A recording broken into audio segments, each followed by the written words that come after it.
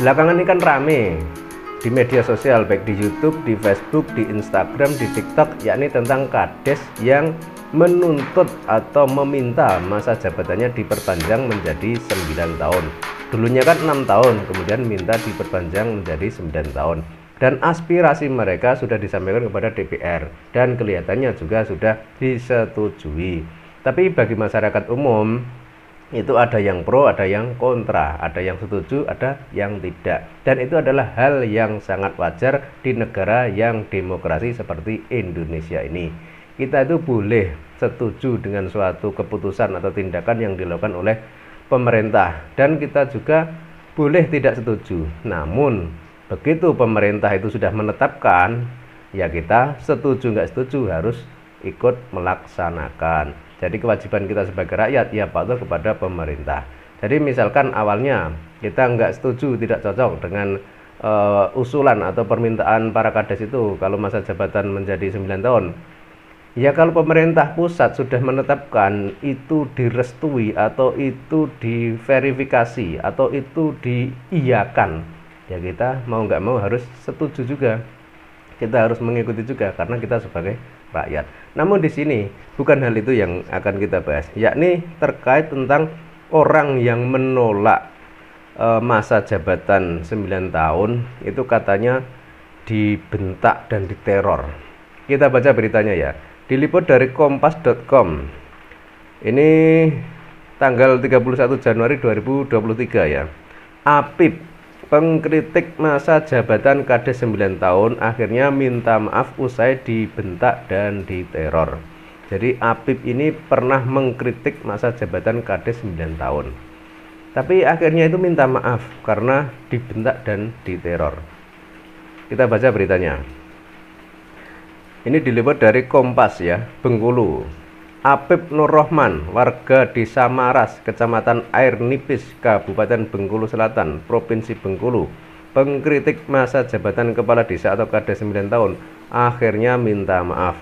Permintaan maaf itu disampaikan Apip pada pertemuan dengan pengurus Perkumpulan Aparatur Pemerintah Desa Seluruh Indonesia atau PAPDESI dan Asosiasi Pemerintah Desa Seluruh Indonesia, Kabupaten Bengkulu Selatan pada Selasa 31 bulan 1 2023. Kepada kompas.com, Apip mengaku meminta maaf karena saat pertemuan dia dibentak. Saya minta maaf kalau saya salah, namun dalam urusan ini saya tidak salah. Namun ketika pertemuan terjadi, saya dimarah-marah. Lalu saya juga beberapa kali dapat teror lewat telepon. Ya sudah, saya minta maaf saja, ujar Apip saat dihubungi kompas.com pada hari Selasa tanggal 31 bulan 1 2023. Jadi inilah salah satu kejadian yang terjadi di daerah Bengkulu. Ada seorang yang tidak setuju ya dengan adanya perpanjangan masa jabatan kades menjadi 9 tahun itu. Tapi dia dipertemukan dengan mereka, dengan para asosiasi kades ini, kemudian malah dibentak-bentak dan sebelumnya katanya juga diteror. Nah ini kan sangat disayangkan. Ini kan aspirasi rakyat, aspirasi masyarakat.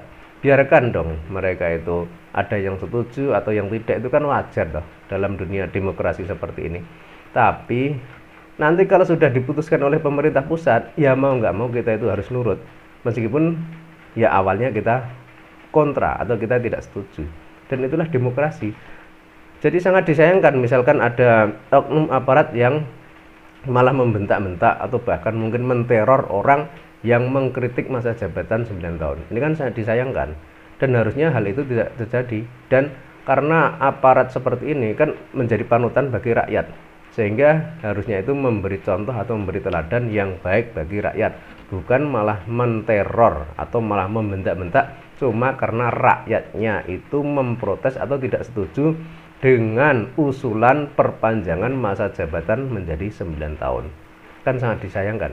Harusnya kades atau siapalah aparat siapa yang di ini yang bertemu dengan orang yang mengkritik itu harusnya malah dirangkul dan di apa ya? Ya didekati lah.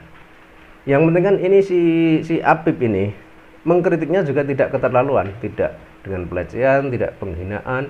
Jadi mengkritiknya itu secara wajar, itu tetap harusnya dimaklumi.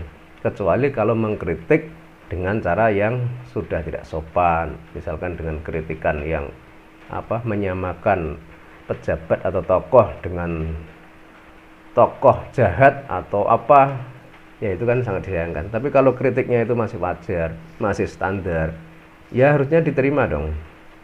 Kan tidak harus dilaksanakan juga. Misalkan si pengkritik ini memberikan usulan apa, ya ditampung saja.